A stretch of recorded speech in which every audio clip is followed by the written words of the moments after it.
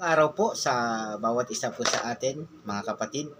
Muli po tayo nandito pong muli upang ako po ay magbahagi sa inyo at mag-share sa inyo ng salita ng Diyos.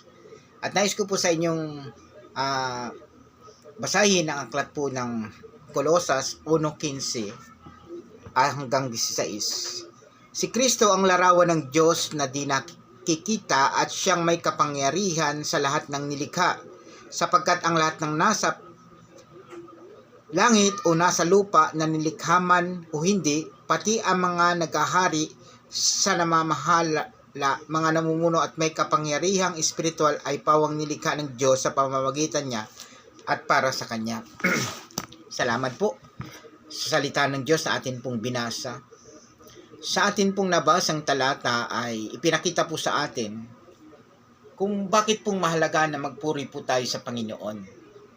Ang sabi po doon sa Kolosas 1:16, lahat daw po ng bagay ay nilikha ng Diyos. Wala daw pong bagay na hindi nilikha ng Diyos.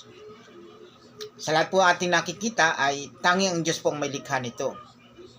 At sa ganun din pong kaparaanan, ay ang hinihingi naman po ng Diyos, ibalik po natin yung ating pagpupuri at pagpapasalamat sa Kanya.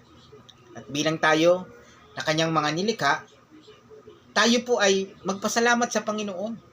Ma-appreciate po natin yung ginawa ng Diyos para sa atin. Saan po ba natin na-appreciate ang Lord sa ating buhay? Sa panahon lamang po ba ng kaginawahan? O sa panahon ng pagpapala? O magpapasalamat po tayo sa Diyos sa lahat ng panahon? Yun po, opo. Tinuturo sa atin ng salita ng Diyos na palagi po tayo magpasalamat sa lahat ng panahon. Ano po? Give thanks unto God bilang ating dakilang Diyos, madilikha, manunubos, na lumikha ng langit at lupa. Magpasalamat po tayo sapagkat yun pong ninanais ng Diyos sa bawat isa po sa atin, Kanyang mga anak, na tayo po ay magbalik ng papuri at pasasalamat sa ating Diyos na lumikha ng lahat ng bagay. Na siya pong ating nai-enjoy. Yung hangin po, yung araw, yung puno, ano po, yung magandang kapaligiran, yung biyaya sa araw-araw na ipinagkaloob sa atin, dapat po ipagpasalamat natin. Pagkagising pa lamang po natin, magpasalamat tayo. Problema man yan, pagsubok man yan, ihingi po natin ito ng tulong sa Diyos. Give unto God. Give thanks unto God.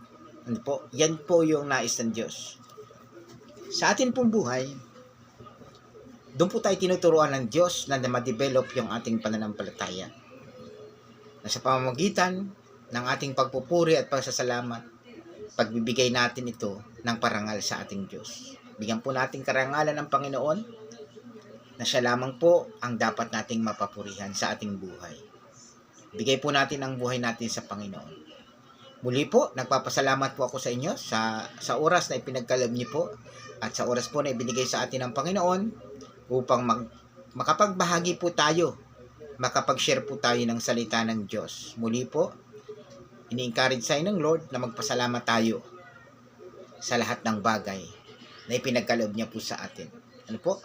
Palagi pong tayo magpasalamat sa Diyos. Yun po ang itinuturo sa atin. Salamat po. Pagpalain tayo ng Panginoon Diyos.